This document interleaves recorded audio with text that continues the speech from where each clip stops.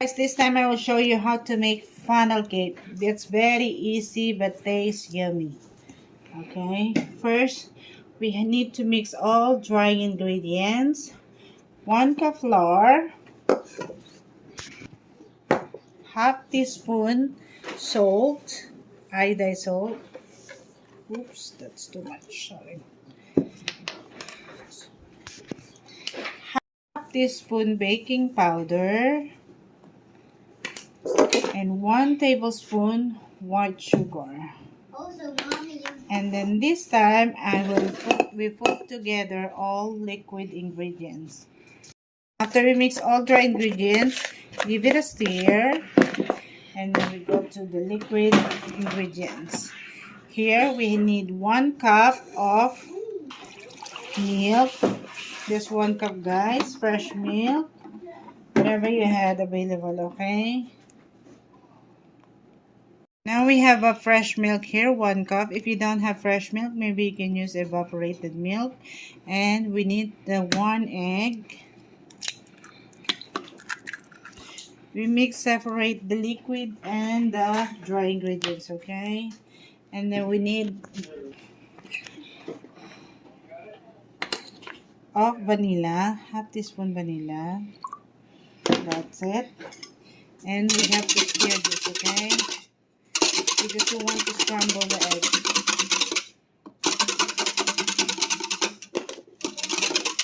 And then we're gonna mix to our dry ingredients.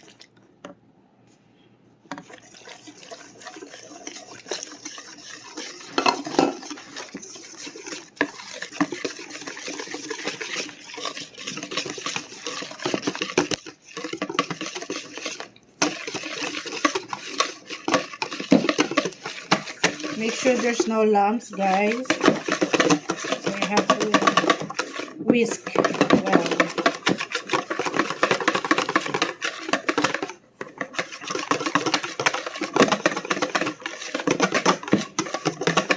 As you can see, no more lumps. Ready to cook. Yes. Now we have a frying pan here. We're gonna put some oil. We have to wait until the oil is heat to get hot.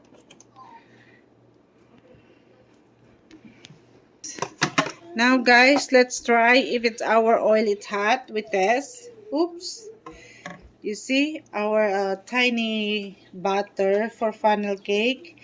It's bubbling right away. It means our oil is really hot, so we can turn down in the medium heat. Now I'm using this, how did you call this? Funnel. That's funnel.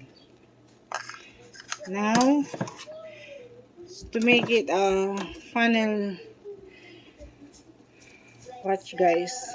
This is so easy. So make sure when you do it, make it give space.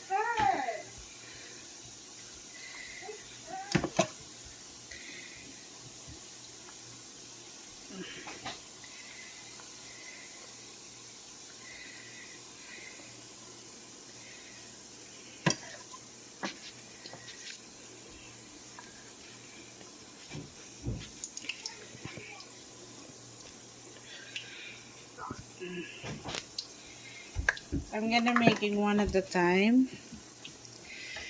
So I'm gonna wait this until not light brown. Yeah, it's kind of light brown. So we can flip, okay? As you can see guys, our funnel cake is turned light brown. It means we can remove, okay? It's cooked. That was really good guys. It's really delicious, promise. Now, earlier we used the funnel. This time I will show you to use this one, okay? You can put in the high heat too. Ow.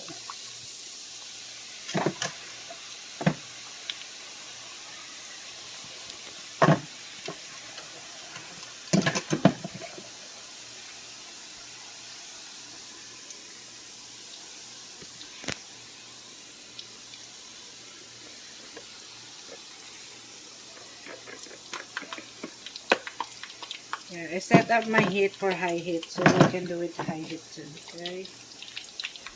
Because there's nothing to worry. You can cook this quick.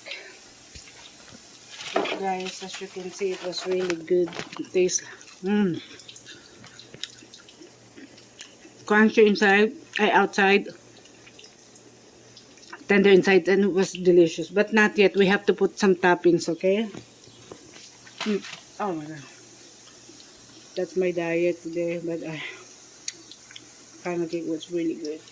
Guys, make sure guys, before you flip your funnel cake, make sure it's cooked underneath, okay? So it won't separate each other. Yep. You see? Oh,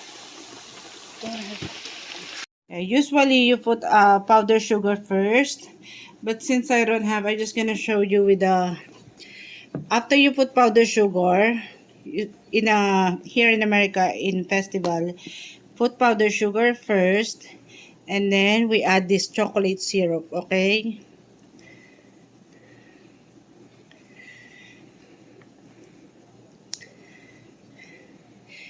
And then what they did, guys, after they add powdered sugar and chocolate syrup, this is really good, guys, promise.